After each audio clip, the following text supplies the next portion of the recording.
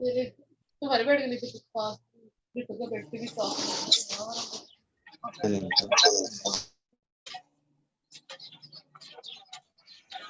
अस्सलाम वालेकुम मैम। अस्सलाम वालेकुम बेटा, क्या हाल आप सबका? अल्हम्दुलिल्लाह मैम, आप सुनाएं कैसी हैं? मैं भी ठीक अल्हम्दुलिल्लाह। बेटा पिछले लेक्चर से कुछ चीज़ें रिवाइज कर लेते हैं। Anybody would जी like to ma'am. tell me that how we see the basic findings in Sprengel's shoulder? Ma'am Sprengel shoulder basically हमारे पास जो स्कैपुला होता है उसमें डिस्ट्रप्शन हो जाती है, मतलब कोर्डली रोटेट होना चाहिए, लेकिन इसमें डिस्ट्रप्शन की वजह से क्या होता है, स्कैपुला एलिवेट कर जाता है और मिडली रोटेट हो जाता है। और C4, C5, C6 की हमारे पास अपेंडेजेस होती है जो basically 5th week of gestation में ये डिफरेंशिएट हो जाता है। उसके अलावा मैम ये इसकी जो ये हमारे पास कुछ एनोमलीज में भी आता है, जैसे हमारे पास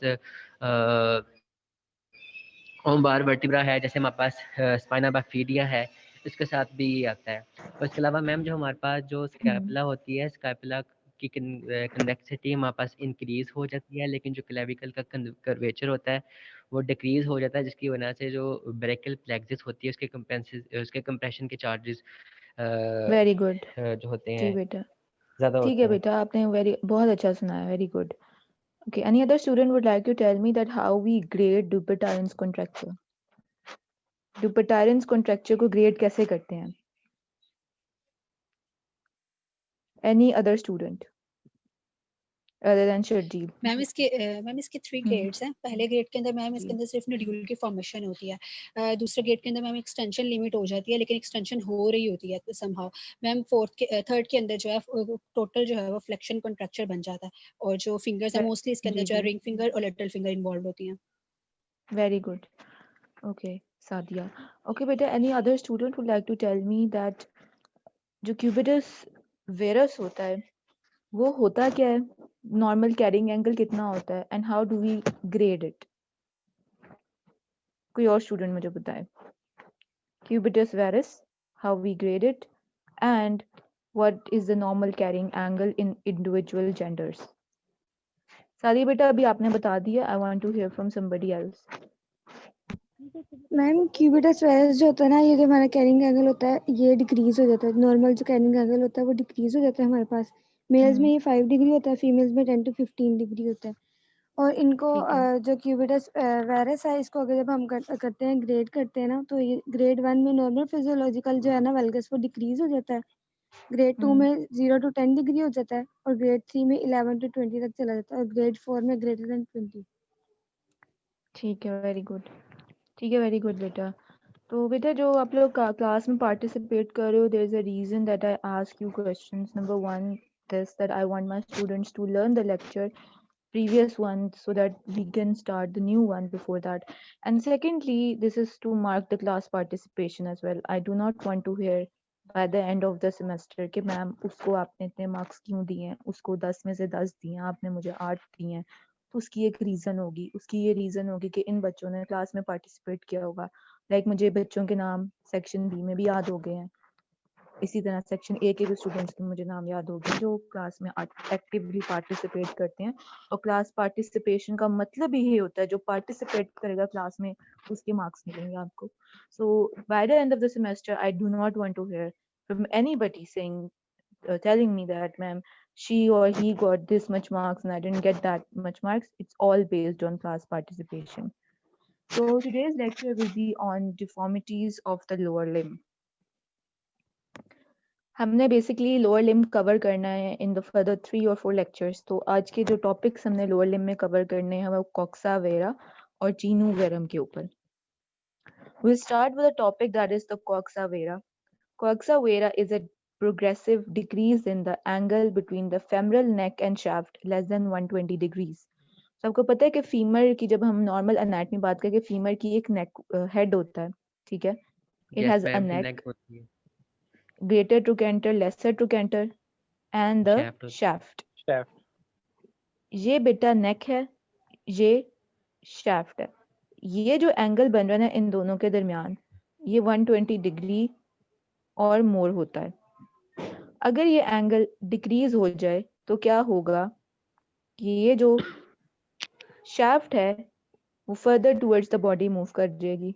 ये एंगल मजीद ऐसे हो गया, एंगल डिक्रीज हो गया, एक्यूट हो गया ज्यादा। आपको याद होगा मैथ्स में आपने जब पढ़ा होता है एक्यूट और ऑब्ट्यूज एंगल्स।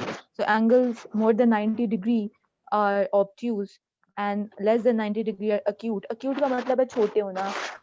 तो इसमें क्या होगा, एंगल कम हो जाएगा और एंगल कम होने की वजह से आप देख रहे हो शाफ्ट बॉडी की तरफ मूव कर गई है। Yes, ma'am. तो Yes, it's a ma'am. varus deformity, it's the vera. Coxa vara.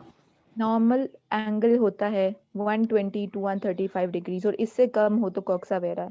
ये ऑफन बायलेटरल होता है, पर्टिकुलरली उन केसेस में बायलेटरल होता है जिनमें कंजेनिटल होता है, बचपन से ही होता है। एंड इसके साथ साथ एसोसिएटेड शॉर्टनिंग ऑफ लिम्ब भी देखी गई है एंगल कम होने की Yes. वजह से। If you look at this diagram closely, this is the normal angle where you draw a line in accordance with the shaft, ठीक है, और साथ हेड की जो हॉरिजॉन्टल लाइन है उसको आप देखो। अब इनके दरमियान में जो एंगल बन रहा है, this is the normal angle, and if this angle is decreased, this shaft moved towards the body and the angle decreases. So less than 120 degree हो गया angle in coxa vara. Epidemiology जब आप देखते हो, incidences देखते हो, तो coxa vara congenital is relatively rare condition है, जो एक कंडीशन है। तो अगर हम incidences of the various deformities of the lower limb की बात करें तो कॉक्सा वेरा की जो इंसिडेंस है वो कम है। इंसिडेंस रेंज करता है 1 पर 13,000 पॉपुलेशन से लेके 1 पर 25,000 population. This is the range given कि ये 13,000 में से एक और 25,000 में से एक बंदे को हो सकता है, ये रेंज बताई गई है। मतलब 13,000 से 25,000 की रेंज है। इस रेंज में ये पर 13,000 टू 25,000 1 पर्सन पे ये एग्जिस्ट करता है, that is why it is rare. Bilateral involvement seems to occur only half as the unilateral involvement. तो उसने ये कहा कि जो बायलेटरल इन्वॉल्वमेंट है उसकी इंसिडेंस यूनिलेटरल से हाफ है। मतलब यूनिलेटरल जो है वो ज्यादा एग्जिस्ट करता है कंपेयर टू बायलेटरल। इसी स्लाइड में जो उसने Yes. बायलेटरल की बात की है वो कंजेनिटल की बात की है। जब कंजेनिटल ही एग्जिस्ट करता है कॉक्सा वेरा तो वो बायलेटरल होता है, लेकिन अगर वो कंजेनिटल के अलावा कोई कॉज हो, लाइक ट्रॉमा की वजह से, इन्फेक्शन की वजह से एंड ग्रोथ प्लेट में इश्यूज की वजह से हो, तो वो यूनिलेटरल यूजुअली इन्वॉल्वमेंट के साथ है। और unilateral involvement are more, that is why bilateral occur only as half as often of the और यूनिलेटरल इन्वॉल्वमेंट। कोई क्लियर पैटर्न नहीं देखा गया अगर ये फैमिलीज में रन कर रहा है। अगर ये फैमिलीज में रन करता है तो ये autosomal dominant pattern of transmission को फॉलो करता है। क्लासिफिकेशन जब हम करते हैं on the basis of causes, तो सबसे पहली जो है वो इडियोपैथिक है, जिसमें you have a unknown cause और अननोन इटियोलॉजी को इडियोपैथिक कहते हैं। सो अननोन में या इडियोपैथिक इटियोलॉजी की दो टाइप्स हैं, कंजेनिटल एंड डेवलपमेंटल। जो congenital as you all know it means by birth, जो कि mild to severe coxa vara की फॉर्म है, जिसमें एसोसिएटेड शॉर्ट और बोर्ड फेमर है। बोर्ड मतलब टेढ़ी हुई होती है और दूसरा साइज में भी छोटी फीमर होती है। ये साथ इसके एग्जिस्ट कर रहा होता है विद कॉक्सा वेरा। डेवलपमेंटल में ये प्रोग्रेसिव है और ये यूजुअली 2 to 6 इयर्स में अपीयर होता है। ये इसकी भी कॉज अननोन है। सो इडियोपैथिक की फर्दर दो टाइप्स हैं, congenital and developmental. Third type comes the rachitic. Rachitic के मुराद क्या है, ये रिकेट्स के साथ एग्जिस्ट करती है। मतलब जिन बच्चों में रिकेट्स होती हैं उनके अंदर कॉक्सा वेरा हुआ होता है। And as you all know rickets is the deficiency of vitamin D and calcium in children, which in turn shows excuse me ma'am, deformities. जी बेटा बताएं। सॉरी आपको इंटरप्ट कर रही हूँ मैम। जो वेटिंग में है प्लीज उन्हें ऐड कर लें, वो बार बार कह रहे हैं। बेटा मैंने ऐड कर लिया, उनसे कहीं काइंडली टाइमली ज्वाइन कर लिया करें। मैंने 12:40 पे सबको ऐड किया है, जबकि क्लास 12:30 पे स्टार्ट होती है। So there is a reason I wait 10 minutes. ठीक है, मैम वो अभी भी कह रहे हैं कि हम लोग वेटिंग में ही हैं, प्लीज मैंने अवेट ऐड द कर दिया फैसिलिटी। है, मैंने ऐड कर दिया बेटा। ठीक है, thank you ma'am, thank you. ठीक है। सो बेटा रिकेटिक कॉज कौन सी होती है? रिकेटिक कॉज से मुराद है कि जो एक्टिव रिकेट्स के साथ एग्जिस्ट करती है। किसी को याद है रिकेट्स में क्या स्केलेटल डिफॉर्मिटीज होती हैं बच्चों में? कोई 2-3 बता सकते हैं मुझे बच्चे आप लोग? मैम बोर्ड लेग्स होती हैं इनकी, Yes, और ma'am. और क्या हो शॉर्ट सकता है? हाइट होती है, हाइट शॉर्ट होती है। होती है मैम.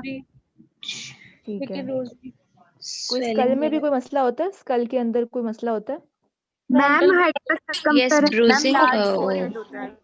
लार्ज सुचर्स हो वाइड हो जाती है। जाते हैं जी सूचर्स वाइड हो जाते हैं और फ्रंटल और बॉस वैसे वेरी गुड किसने फ्रंटल कहा फ्रंटल बॉसिंग पहले मैम किसने कहा अशमल अशमल वेरी गुड तो फ्रंटल बॉसिंग भी हो जाती है तो ये जो उनसा है ये चेंजेस है साथ साथ एक चेंज उसने और बताई जो रिकेटिक सॉरी रिकेट्स के साथ बच्चों में एग्जिस्ट करती है कॉक्सा वेरा भी एग्जिस्ट कर सकता है एडोलेसेंट अगर बड़ों में देखा जाए तो क्या कॉज हो सकती है it can be secondary to slipped capital femoris epiphysis तो फेमरल एपिफिसिस जो आपको होता है एपिफिसिस अपर मोस्ट पोर्शन होता है बोन का फिर मेटाफिजियल एरिया आता है जहाँ पे ग्रोथ प्लेट आती है फिर डायफिसिस जो शाफ्ट होती है तो ये जो एपिफिसिस या फीमर का अपर पोर्शन है ये इसके आगे स्लिप करने की वजह से ड्यू टू ऑस्टियोपोरोटिक चेंजेस ये इसकी वजह से भी कॉक्सा वेरा हो सकता है ट्रोमैटिक यूजुअली फ्रैक्चर हो जाए फेमरल नेक का और उसकी मेल यूनियन की वजह से एंगल डिक्रीज हो जाए उस वजह से भी और inflammatory due to secondary to tuberculosis हड्डियों की जो टीबी होती है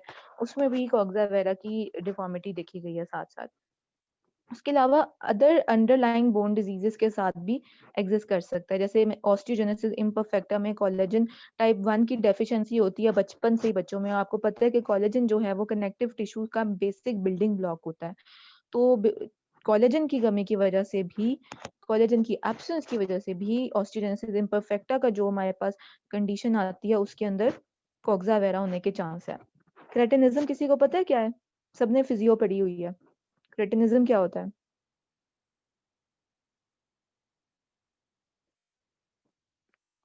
क्रेटिनिज्म बेटा किसी को आइडिया है क्रेटिनिज्म क्या है एक एंडोक्राइन डिसऑर्डर है किसी हार्मोन का मसला होता है इसके अंदर किसी को याद है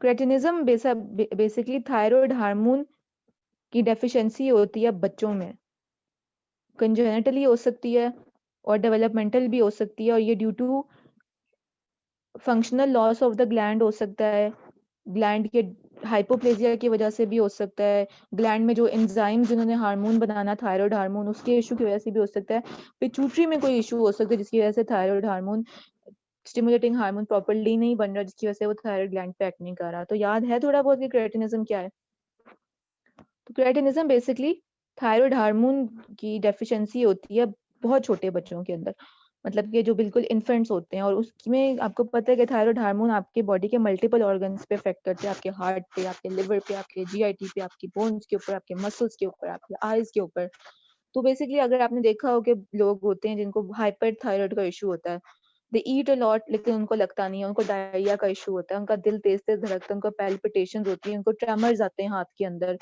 आपकी बॉडी का मेटाबॉलिक रेट थायराइड हार्मोन बढ़ाता है तो अगर वो हाइपर में मौजूद है जरूरत से ज्यादा मौजूद है तो आपकी बॉडी हाइपर मेटाबॉलिक स्टेट में गई होती है सो ये क्रेटिनिज्म में उल्ट होता है हाइपोथायराइड कंडीशन होती है और इसमें बच्चों में चूंकि बच्चे भी डेवलप हो रहे होते हैं उनकी हड्डियां भी प्रॉपर नहीं बनती क्रेटिनिज्म के बच्चों में उनके मसल्स भी प्रॉपर नहीं बनते उनके ऑर्गन्स की डेवलपमेंट नहीं होती है स्टिकिंग आउट उनकी टंग होती है उनके हेयर ब्रिटल होते हैं उनके फेस स्किन जो है ड्राई होती है तो क्रेटिनिज्म बेसिकली होती है थायराइड हार्मोन की कमी की वजह से in infants and it can cause coxa vera because thyroid hormone has a direct effect on bone muscles and all the organs of your body इसके अलावा पेजर्स डिजीज में मैंने आप लोगों को ऑलरेडी बताया हुआ है कि जो पेजर्स डिजीज होती है ये कंडीशन होती है जिसमें बोन हैप्पैजार्ड ऑस्टियोब्लास्टिक एक्टिविटी भी हो रही होती है ऑस्टियोक्लास्टिक एक्टिविटी मतलब बोन बिल्ड भी हो रही होती है साथ ही ब्रेकडाउन होती है साथ ही बिल्डअप हो रही होती है साथ ही ब्रेकडाउन हैप्पैजार्ड प्रोसेस चल रहा होता है सेलुलैरिटी बोन की इंक्रीज हुई होती है और इस वजह से बोन्स की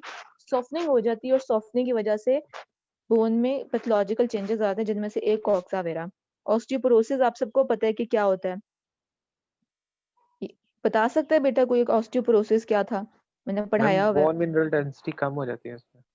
एग्जैक्टली बोन मिनरल डेंसिटी के कम होने की वजह से था जिसमें हमने मल्टीपल कॉजेज पढ़े थे न्यूट्रिशनल डेफिशिएंसीज फीमेल्स के अंदर मीनोपॉजल कंडीशन एंडोक्राइन डिसऑर्डर्स की वजह से सर्टेन मेडिकेशंस ऐसे खाए जाते हैं उसकी वजह से कुछ कॉजेज हमने कंजेनिटल भी इसके अंदर पढ़ी थी कंजेनिटल जुवेनाइल ऑस्टियोपोरोसिस हमने पढ़ा था तो ये सारे के सारे ऑस्टियोपोरोसिस जो कॉजेज होती हैं वो ऑस्टियोपोरोसिस भी कॉक्सा वेरा करवा सकता है इसके अलावा कैपिटल कॉक्सा वेरा देखा गया है उनके अंदर जिनमें सवियर ऑस्टियोआर्थराइटिस बेसिकली ये जैसे हमने पिछले 20 स्लाइड में पढ़ा, कैपिटल कॉक्सा वेरा था क्या था कि एपिफिजिस जो थी फीमर की वो स्लिप कर जाती है, और उसकी रीजन ये होती है कि जो बोन है वो बहुत ब्रिटल हो जाती है, और बोन ब्रिटल होती है या तो ऑस्टियोआर्थराइटिस की वजह से या लेग कैफ पर्टिस डिजीज। किसी को याद है लेग कैफ पर्टिस डिजीज हमने पढ़ा था कहीं पे, क्या होता है इसके अंदर?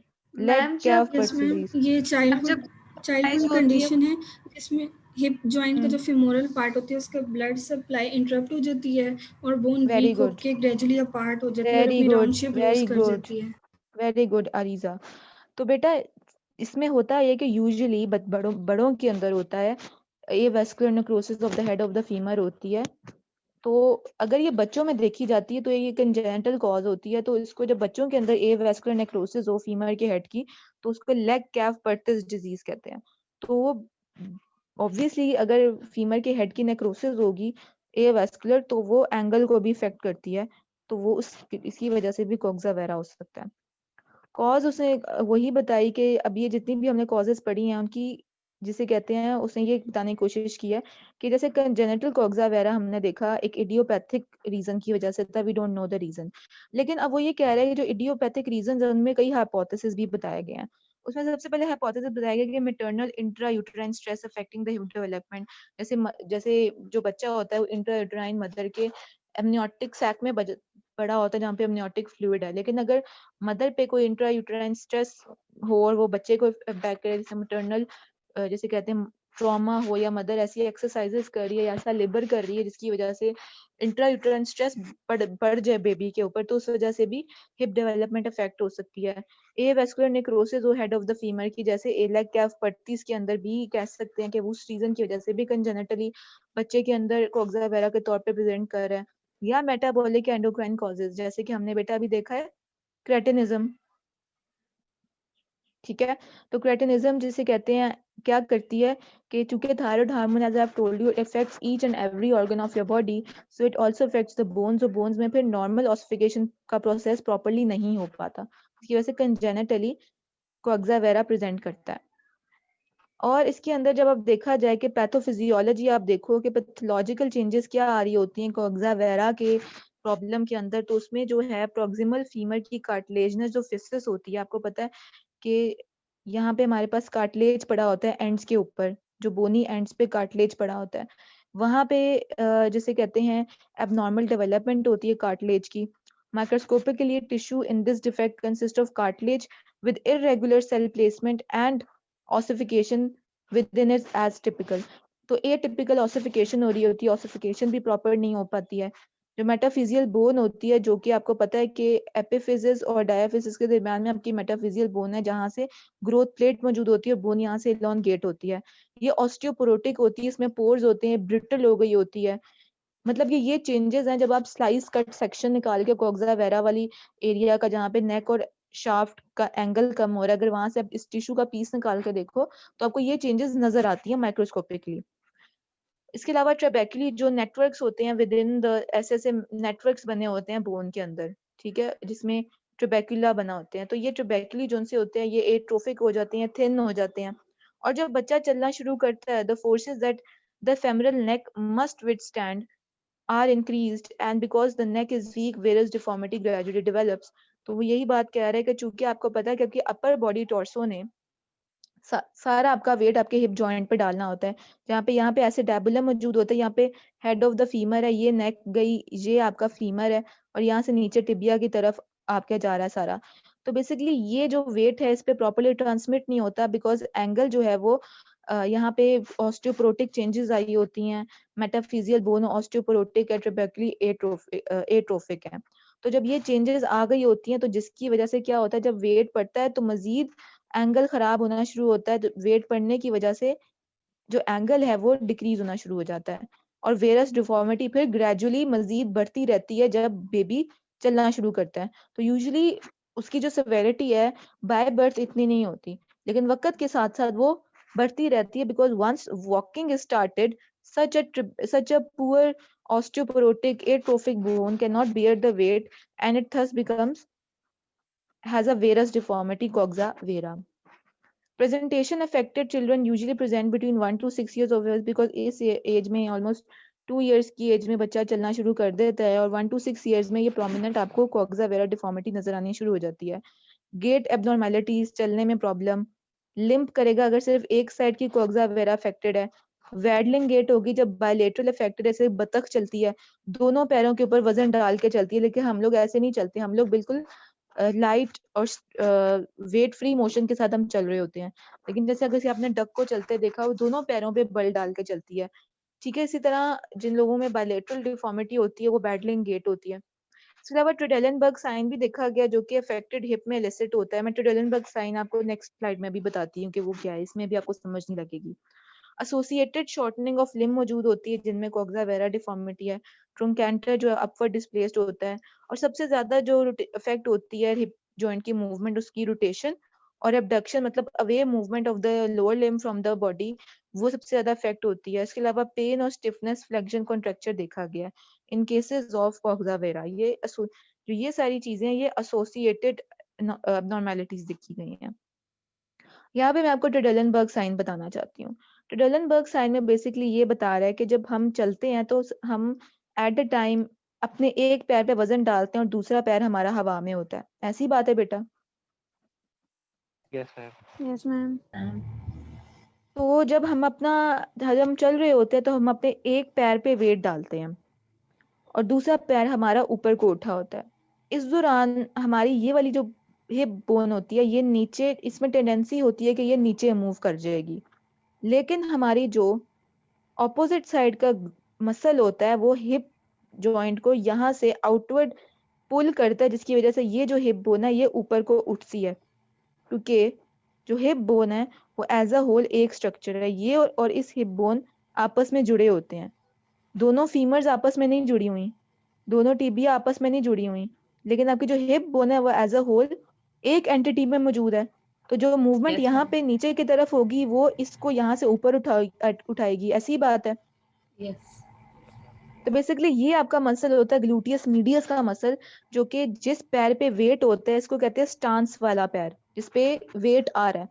जिस पे वेट आता है वहां का ग्लूटियस मीडियस एक्टिव होता है, वो ऑपोजिट साइड की हिप को ऊपर उठाता है ताकि वो नीचे लिम्प ना कर जाए, और ये नॉर्मल है। ट्रेडेलनबर्ग साइन वो साइन है जिसमें क्या होता है, ये कि जो मसल है वो इस साइड का वीक हो गया, जिसकी वजह से वो एबडक्ट नहीं कर पा रहा हिप को, जिसकी वजह से ऑपोजिट साइड की हिप नीचे लिम्प कर गई है। This is known as the positive Trendelenburg sign. अब हम इसको रीड कर लेंगे।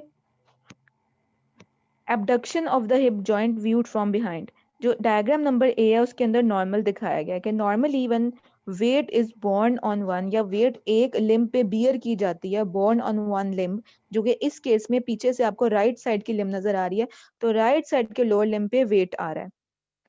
During the stance phase of working, stance phase of working मतलब इस लिम्ब के ऊपर वेट आ रहा है, तो राइट लिम्ब है वो स्टांसली लिम्ब है। तो पेल्विस क्या करती है, it tends to sag on the free side.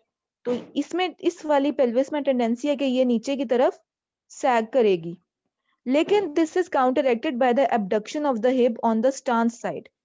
This is counteracted, इसकी लिम्पिंग को काउंटरएक्ट करती है क्या चीज, जो यहाँ पे मसल मौजूद है ना, वो एबडक्ट करवाता है हिप जॉइंट को। This is counteracted by the abduction of the hip joint on the stance, chiefly by the strong contraction of the right. मतलब जिस पे वेट आ रहा है उसी साइड का मसल कॉन्ट्रैक्ट होगा, gluteus medius, which acts on the pelvis from a fixed femur. When the abduction, अब B side दिखाएगी है abnormal, जिसमें ट्रेडेलन साइन पॉजिटिव आता है. So when the abduction of the right hip is interfered with on the supported side, तो abduction हो नहीं पा रही और supported side, नीचे जो supported side है वो abduct नहीं हो पा रही है, वो काउंटर एक्शन प्रोवाइड नहीं करवा पा रहा। तो अब समझ लग गई कि क्या होती है ट्रेडेलनबर्ग साइन? यस मैम, समझ आ गई है। अब वो Yes, ये कह रहा ma'am. है कि कॉक्सा वेरा में चूंकि कंडीशन ये होती है कि हमारा ये वाला जो भी चीज आपकी फेमरल नेक शाफ्ट को अफेक्ट करेगी वो उसके अटैच्ड मसल्स को भी अफेक्ट करेगी। जाहिर है कंजेनिटल एनॉमली है तो वो लिमिटेड तो नहीं है, वो कार्टिलेज को भी देखा अफेक्ट करेगी, वो बोन को भी अफेक्ट करेगी, तो वो एसोसिएटेड मसल्स को भी अफेक्ट करेगी। तो जो मसल है वो आप देख रहे हो उसकी अटैचमेंट फीमर के भी हुई हुई है ग्लूटियस मीडियस की। Yes, ma'am. अब आप देखो कि यहाँ का ग्लूटियस मीडियस जरा एक्टिव और टॉर्ट दिखाया गया, जबकि यहाँ का थोड़ा सा लूज हो गया हुआ है। वीक हो गया। जी, तो वो प्रॉपर एबडक्शन नहीं करवा पा रहा, जिसकी वजह से इस साइड की जो हिप है वो नीचे लिम्प कर गई है। तो इस साइड पर कॉक्सा वेरा होने की वजह से क्या हो गया कि एक साइड पे आपकी जो हिप है वो लिम्प कर गई है, और ये पॉजिटिव ट्रेनबर्ग साइन है। इसकी कॉजेस कई होती हैं जिसमें कॉक्सा वेरा है। आपको कॉक्सा वेरा हिस्ट्री पे पता चलेगी कि आप पेशेंट से हिस्ट्री ले सकते हो। कंजेनिटली अगर कॉज है तो आप पूछोगे कि आपको बचपन से, अगर बचपन से नहीं थी तो क्या आपको 2 से 6 साल की उम्र में डेवलप हुई, अगर तब भी नहीं हुई तो क्या आपको कभी बड़े होते हुए कोई चोट लगी या कोई ट्रॉमा की वजह से या कोई टीबी का मसला तो नहीं है। तो इस तरह आप हिस्ट्री पे बता सकते हो। फिजिकल एग्जाम में आप चेक करोगे कि जो फीमर है वो अंदर की तरफ मूव की हुई है, उस पर रोटेशन प्रॉपर नहीं हो रही है, अबडक्शन नहीं प्रॉपर हो पा रही। और रेडियोलॉजिकल डायग्नोसिस पे आप एंगल देख लोगे कॉक्सा वेरा का, जो कि नेक और शेफ्ट के दरमियान का एंगल है, जो 120 डिग्री से कम हो जाता है। नॉन सर्जिकल मैनेजमेंट का कोई फायदा नहीं होता, क्योंकि ये एक फिक्स डिफॉर्मिटी है। इसको आप कास्ट या स्प्लिंट स्पाइका कास्ट की टाइप होती है, तो ना ये कास्ट से ठीक हो सकता, ना ही स्केलेटल पिन ट्रैक्शन की वजह से ये ठीक हो सकता है। तो इसके जनरली अनसेटिस्फैक्टरी रिजल्ट्स हैं। Ultimately you have to go for surgical treatment. The treatment of choice is subtrochanteric osteotomy. So you know this is the head of the femur, this is the neck, this is the greater trochanter, this is the lesser trochanter and this is the femur. तो आप क्या करते हो कि जहाँ पे आपको अब चूंकि ये वाली अंदर की तरफ मूव की होती है, तो आप इस एरिया को हटा देते हो, सब ट्रोकेंटेरिक ऑस्टियोटमी करवा के ये जो बचा हुआ एरिया उसको अलाइन कर देते हो और उसको अपर जो सुपर ट्रोकेंटेरिक एरिया उसके साथ अलाइन कर देते हो। सो सब ट्रोकेंटेरिक ऑस्टियोटमी, ऑस्टियोटमी से मुराद क्या है? Removal of bone. तो सब ट्रोकेंटेरिक ऑस्टियोटमी करवाओगे, ट्रीटमेंट ऑफ चॉइस है। सर्जरी को 4 से 5 साल तक एज तक डिले किया जाता है, बिकॉज इंटरनल फिक्सेशन इजी होती है। आपको पता है कि इस छोटे जो इन्फेंट्स होते हैं या 3 टॉडलर्स जो होते हैं 3 इयर्स तक के, उनके अंदर बोन्स अभी बहुत सॉफ्ट होती हैं और कार्टिलेजनस होती हैं। ऑसिफिकेशन सेंटर्स अभी स्टार्ट हुई थी ऑसिफिकेशन। तो इशू ये होता है कि आपको पता है ना इंटरनल फिक्सेशन क्या होती है। हम इंटरनली बोन को फिक्सेट करते हैं with the help of metal screws and nails and metal plates. तो मेटल की चीजें लगानी है आपने बोन पे, लेकिन बोन का बेटा उसमें हार्ड होना भी तो जरूरी है ना। तो ये इसने बात बताई कि इंटरनल फिक्सेशन को बेटर बनाया जाता है ताकि इस एज पे या इससे ज्यादा की इस एज पे आप करवाते हो, ताकि बोन में थोड़ी स्ट्रेंथ हो, वो इंड्योर कर सके इंटरनल फिक्सेशन को। इंडिकेशन क्या है सर्जिकल ट्रीटमेंट करने की? जब 90 या 100 से लेस का एंगल हो गया, डॉक्यूमेंटेड डिक्रीज होता जा रहा है वक्त के साथ साथ, और टेडेनबर्ग गेट अपीयर हो गई है, तो ये इंडिकेशंस हैं। आपने इंडिकेशंस लाजमी याद रखनी है। कॉम्प्लिकेशंस कॉक्सा वेरा की क्या हो सकती हैं कि recurrence of proximal varus deformity के, मतलब कि रिकरेंस, अगर किसी बंदे को कॉक्सा वेरा है तो वक्त के साथ साथ उसकी फेमरल वेरस डिफॉर्मिटी इंक्रीज हो सकती है कि मजीद जो वेरोसिटी अगर आप कह लो तो वो इंक्रीज हो रही है वक्त के साथ साथ, मजीद एंगल कम होता जा रहा है, तो रिकरेंस होती जा रही है। और अगर आपने सर्जरी करवा दी है तो premature physeal closure related to physeal injury at the time of surgery हो सकती है। तो अगर आपने सर्जरी की है और उस दौरान अगर आप चाह रहे हो कि अलाइनमेंट उसकी हो जाए, लेकिन अलाइनमेंट उसकी प्रॉपर नहीं हुई प्रीमेच्योर क्लोजर की वजह से, तो कॉक्सा वेरा की ये भी पोस्ट सर्जिकल कॉम्प्लिकेशन हो सकती है कि जिस तरह आप चाहते थे अलाइनमेंट हो, वो प्रीमेच्योर फिजियल क्लोजर की वजह से वो आपको रिजल्ट नहीं मिला। एसिटैबुलर डिस्प्लेजिया भी हो सकता है कि एंगल के अक्यूटनेस की वजह से जो एसिटैबुलम जिसके अंदर इम्पैक्टेड था आपका हेड, तो जो एसिटैबुलम है वो अपनी नॉर्मल उसकी जो स्ट्रक्चर था उसकी डिस्प्लेजिया होना शुरू हो सकता है, जहाँ पे आपका हिप जॉइंट बन रहा है। एवेस्कुलर नेक्रोसिस हो सकती है कॉक्सा वेरा के साथ कॉम्प्लिकेशन, बिकॉज इस एक्यूट एंगल की वजह से जो ब्लड सप्लाई जा रही होती है हेड ऑफ द फीमर को, वो इफेक्ट हो सकती है। लेग लेंथ डिस्क्रिपेंसी हो सकती है, बिकॉज हो सकता है कि एक यूनिलैटरल हो, एक बिल्कुल ठीक आपका बना हुआ है, लेकिन एक जोन सा है वो फीमर उसमें वेरस आ चुका है, क्योंकि कॉक्सा वेरा की वजह से फीमर अंदर को मूव कर गई है। तो जो लेंथ है वो जो अफेक्टेड साइड है उसकी कम हुई होगी, क्योंकि वो अंदर को मूव कर गई है। तो दोनों लेग्स में लेंथ की हुई होती है डिस्क्रिपेंसी। उसके साथ कॉक्सा वेरा में जैसे हमने पढ़ा था कि उसके अंदर पैथोफिजियोलॉजी में मेटाफिजियल बोन की ये ट्रोफी हो रही होती है, ऑस्टियोपोरोटिक चेंजेस आते हैं, कार्टिलेज के अंदर रेगुलर सेल्स हैं, तो डीजेनरेटिव आर्थराइटिस वक्त के साथ साथ एडोलेसेंस में डीजेनरेटिव आर्थराइटिस स्टार्ट हो जाता है हिप जॉइंट के लेवल पे because of changes in the bone itself. Now we'll talk about genu varum, angular deformity of the proximal tibia in which the child appears bow-legged. Bow-leg आपको याद है हमने पढ़ी थी रिकेट्स में. Yes, ma'am. तो होता क्या था कि बो लेग्स के अंदर कि आपकी जो लेग्स हैं टिबिया की वो ऐसे बो बनी होती थी दोनों की, अगर कंजेनिटल की बात करें ऐसा ही था. जी मैम ऐसे So था. rickets is one of the cause of genu varum. Genu varum की कई कॉजेज हैं जिनमें एक कॉज थी rickets. So it's a angular deformity of the proximal tibia. Proximal जो टिबिया ऊपर पोर्शन ऑफ द टिबिया में बेंट आया होता है, तो in which the child appears bow-legged. It can be seen in one knee or both the knees. Physiological होती है most common aetiology, मतलब बचपन में मौजूद होती है लेकिन ये जब बच्चा बड़ा हो जाता है तो ये ठीक हो जाती है. तो फंक्शनल कॉज हो सकती है और एक पैथोलॉजिकल कॉज हो सकती है. पैथोलॉजिकल कॉज में कॉज होती है ब्लाउंस डिजीज. ब्लाउंस डिजीज में जो बच्चा होता है उसके अंदर बो लेग होती हैं और वो उसकी कॉज होती है abnormal growth of the bone, और जिसमें ग्रोथ प्लेट के अंदर एबनॉर्मेलिटी होती है. आपको पता है ग्रोथ प्लेट से आपकी बोन्स एलोंगेट करती हैं. तो ब्लाउंस डिजीज में जो बच्चा होता है उसकी ग्रोथ प्लेट में एबनॉर्मेलिटी की वजह से बो लेग्स आ रही होती हैं. तो Blount's disease is because of abnormal growth plates. Rickets as you all know क्या होता है? क्या होता है बेटा rickets? Vitamin D and calcium की डेफिशिएंसी मैम किड्स में. एग्जैक्टली. तो बच्चों में जब रिकेट्स होता है it is the vitamin D and calcium deficiency की वजह से डिक्रीज मिनरलाइजेशन होती है बोन्स की. बोन सॉफ्ट हो जाती है, इसलिए जब बच्चा खड़ा होता है उसकी लेग पे टिबिया पे वेट पड़ता है तो वो बेंड हो जाती है. कभी आपने कोई, अगर आप देखो एक प्लास्टिक की आप कोई स्टिक देखो तो आप उस प्लास्टिक की स्टिक के ऊपर जरा वेट डालो तो आप देखा है वो टेढ़ी हो जाती है. स्ट्रॉ को भी करके देखना, स्ट्रॉ के ऊपर वेट डालोगे तो वो टेढ़ी हो जाएगी. ऐसी बात है. Yes, ma'am. तो क्या है रीजन कि दोनों ही सॉफ्ट स्ट्रक्चर्स हैं, प्लास्टिक भी और स्ट्रॉ का मटेरियल भी प्लास्टिक होता है. इसी तरह जब बोन्स भी सॉफ्ट हो जाती है उन पर जब वेट पड़ता है तो वो बेंड हो जाती हैं. सिमिलरली लैटरल लिगामेंट लैक्सिटी की वजह से आपको पता है कि आपका ये फीमर पड़ा है और उसके नीचे आपकी टिबिया पड़ी होती है, लैटरल साइड पे आपका होता है फिबुला, तो यहाँ पे एक लैटरल लिगामेंट होता है.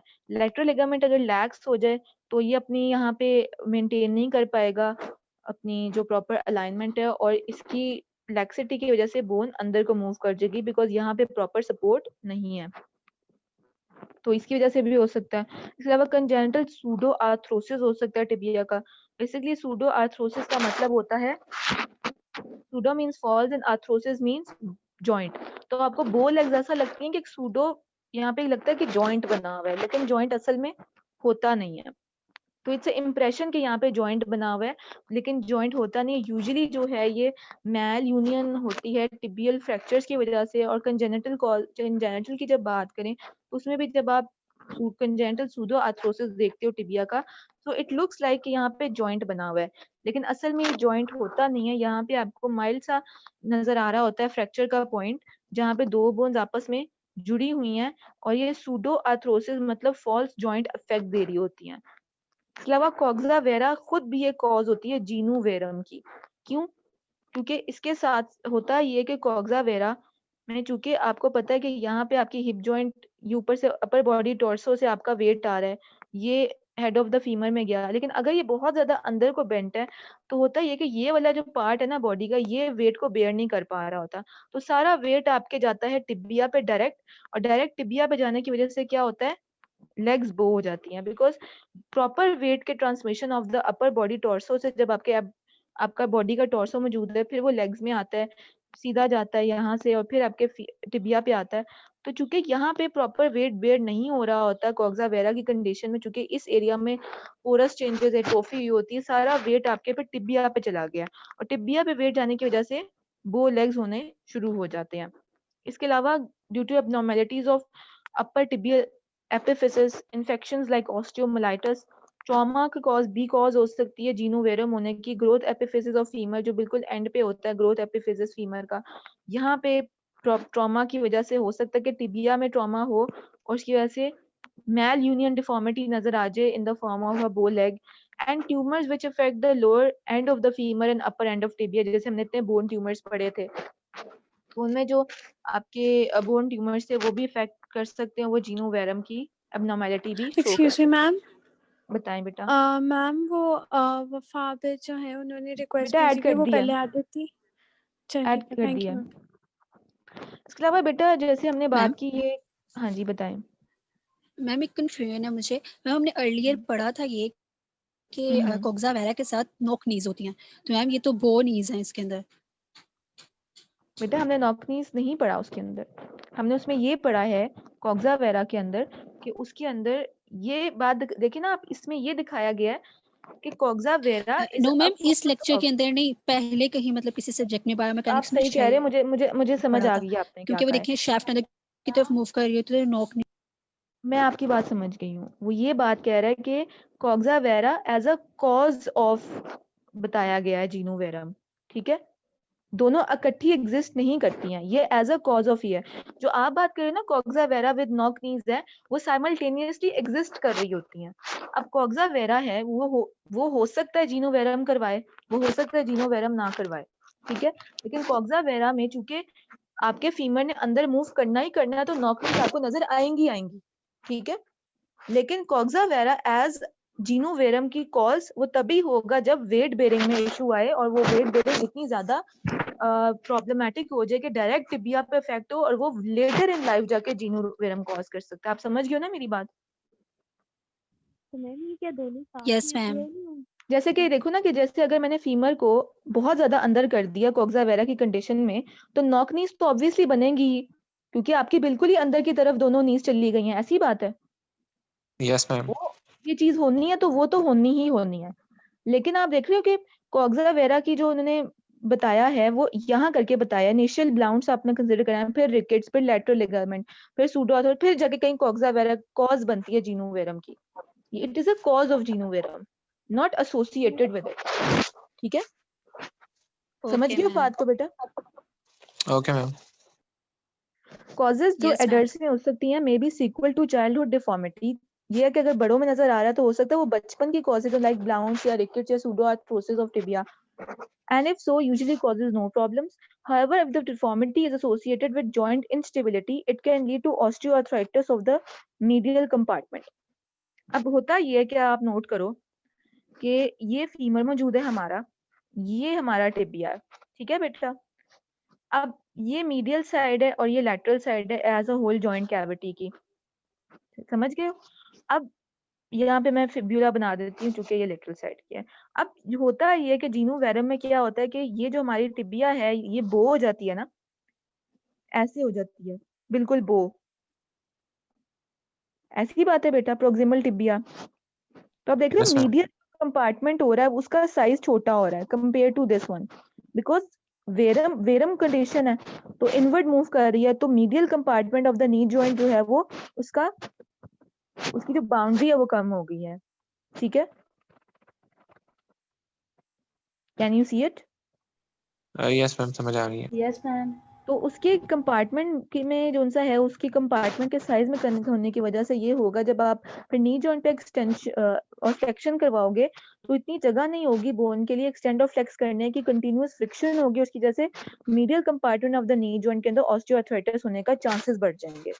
अदर कॉजेज जो हो सकती हैं जीनोवेरम की, फ्रैक्चर हो सकता है of the lower part of the femur और the upper part of the tibia और उसका मेल यूनियन हो जाए, मतलब कि इस लेवल पे हुआ। अब फॉर एग्जांपल हम सोच रहे हैं इस वक्त कि lower part of the femur और upper part of the tibia में इस लेवल पे कोई हुआ और अब ये दो फ्रैक्चर के सेगमेंट्स बन गए, लेकिन ये इस तरह मेल यूनाइट किए कि उनके दरमियान एक एंगल आ गया, तो मेल यूनियन जैसे हमने ऑलरेडी पढ़ा था फ्रैक्चर्स में, one of the most common complication है फ्रैक्चर की वो है मेल यूनियन। उसके अलावा osteoarthritis, inflammation, degenerative disease of the joints उसकी वजह से, other diseases like say rickets or osteomalacia. Rickets is osteomalacia in adults and other bone softening conditions such as Paget's disease.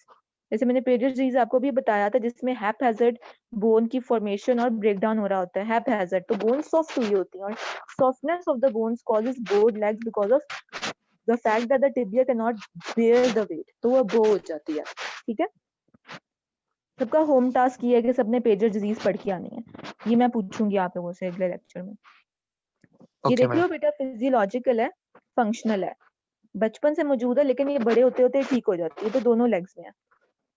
Pathological में आप देख रहे हो सिर्फ एक साइड पे है, इसमें कोई ये एडल्ट का दिखाया, ये बच्चे का एक्सरे किसी एडल्ट का है, तो उसमें हो सकता है कॉज ये हो कि फ्रैक्चर हुआ हो, या ऑस्टियोमलेशिया की वजह से पर्टिकुलरली एक साइड पे आपको इफेक्ट नजर आ गया है ट्यूमर की वजह से। ठीक है, फिजियोलॉजिकल डेवलपमेंटल जीनोवेरम कॉमनली बच्चों में चाइल्डहुड में एग्जिस्ट करता है। Bowed legs in a toddler is very common. When a child with bowed legs stands with his or her feet together, there is a distinct space between the lower legs and knees. तो आप सब अपने जरा पैरों को मिला के देखो, एंकल्स को, तो आप देख रहे हो कि आपके दोनों जो फीमर्स है उनमें इतनी स्पेस नहीं है। ऑब्वियसली वो बिल्कुल एक दूसरे के साथ जुड़ नहीं रहे, लेकिन they don't have that much space. For example मैं यहाँ पे ड्रॉ करके भी आपको दिखाऊं कि ये आपने दोनों अपने पैर जोड़े और आपकी जो ये फीमर्स हैं ये इस तरह लगी हुई हैं साथ। ठीक है, लेकिन बो लेग्स में क्या होगा, ये ऐसी होंगी।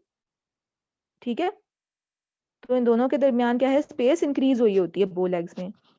समझ आ गई बात की? जी ma'am. Yes ma'am. This may be a result of Yes, either ma'am. one or both of the legs curving outward. Walking often exaggerates the appearance because of increased weight. Gradually corrected as the spontaneously as the child grows. तो physiological जो जीनोवेरम होता है वो जब बच्चा बड़ा होता है तो वो ठीक हो जाता है, जो फिजियोलॉजिकल है। पैथोलॉजिकल की कॉजेज थी ब्लाउंस रिकेट्स वगैरह, तो अगर आपने उसकी कॉज को ठीक नहीं करोगे तो वो ठीक नहीं होगी। फिजियोलॉजिकल जब बड़ा होता है तो वो ठीक हो जाती है।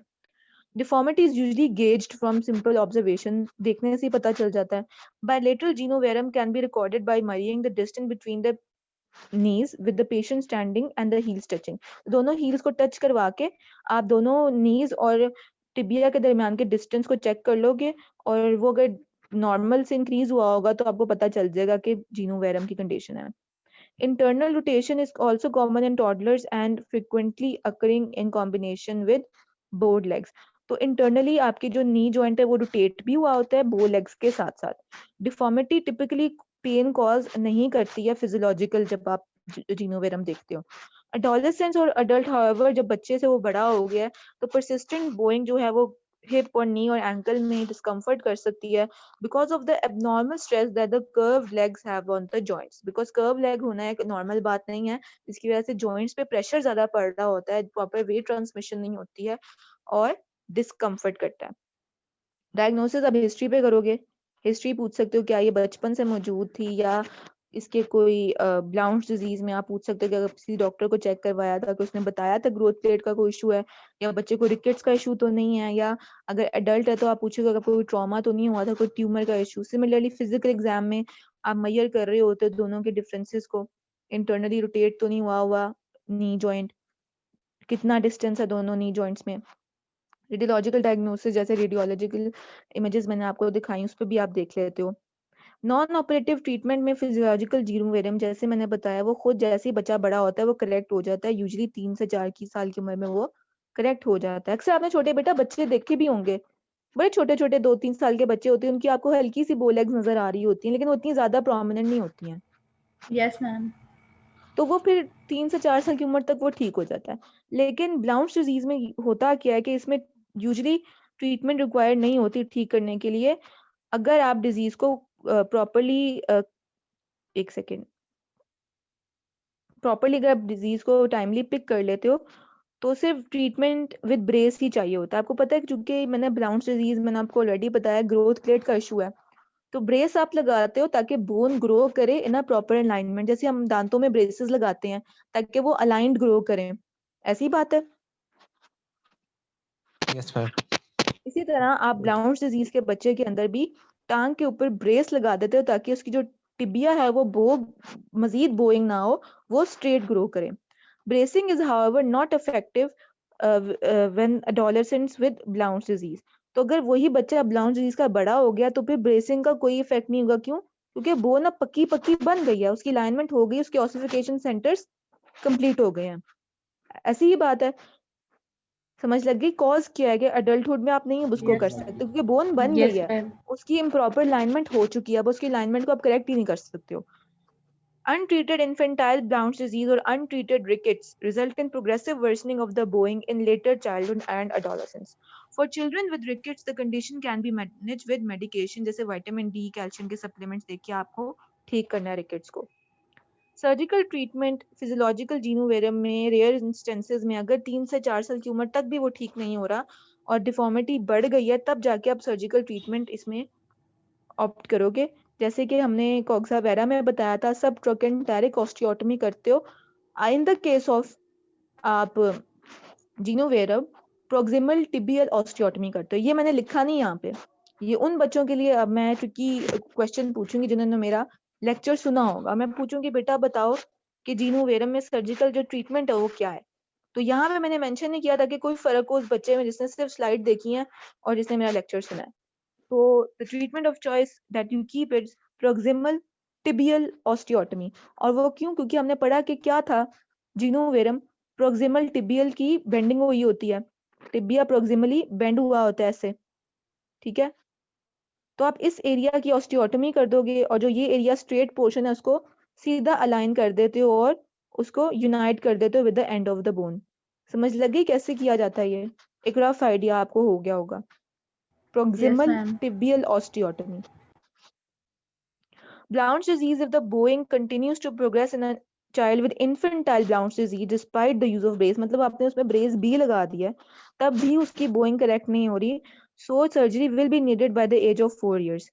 Surgery may stop further worsening and prevent permanent damage to the growth area. जैसे growth plate का issue है ना Blount's disease में, तो उसकी permanent damage को रोकने के लिए surgical treatment जरूरी है of the shin bone. Shin bone दूसरा नाम है tibia का.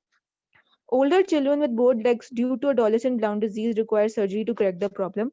And rickets. Rickets, agar surgery may also be needed for children with rickets whose deformities persist despite proper management with medications.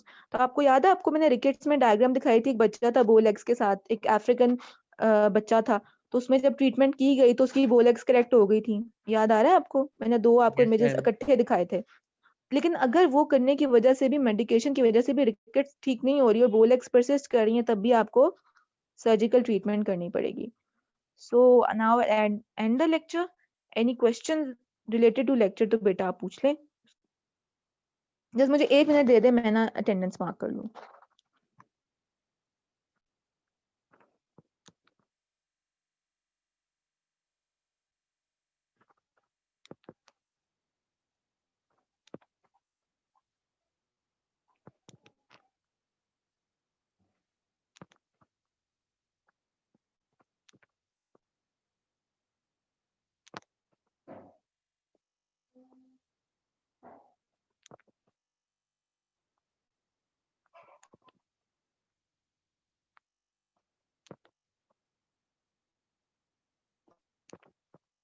कोई क्वेश्चन है बेटा? अब पूछ लें आप.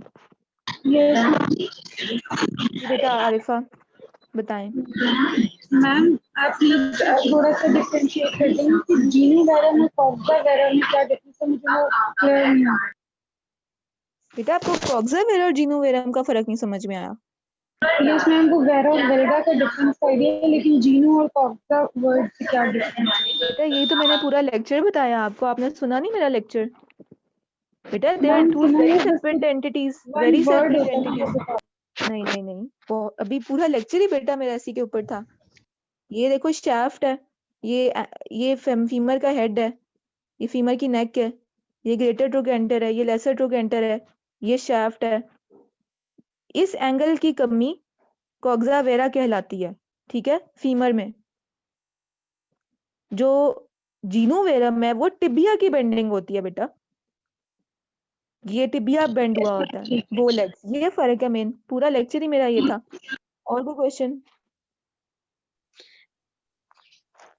मैम मेरा क्वेश्चन. मैम ब्लॉन्ट्स डिजीज एक दफा बता दें. बेटा ब्लाउंस डिजीज एक ऐसी कंडीशन होती है जिसमें जो ग्रोथ प्लेट्स होती है ना टिबियल बोन की, वो अफेक्टेड होती हैं. उसमें जो बोन की ग्रोथ होती है ना, वहां से वो पर्टिकुलरली एबनॉर्मल होती है ग्रोथ प्लेट की एबनॉर्मलिटी की वजह से. आपको पता है आपकी ग्रोथ प्लेट से आपकी बोन्स एलोंगेट होती हैं, वो लेंथन होती हैं वहां से. याद है ना आपको?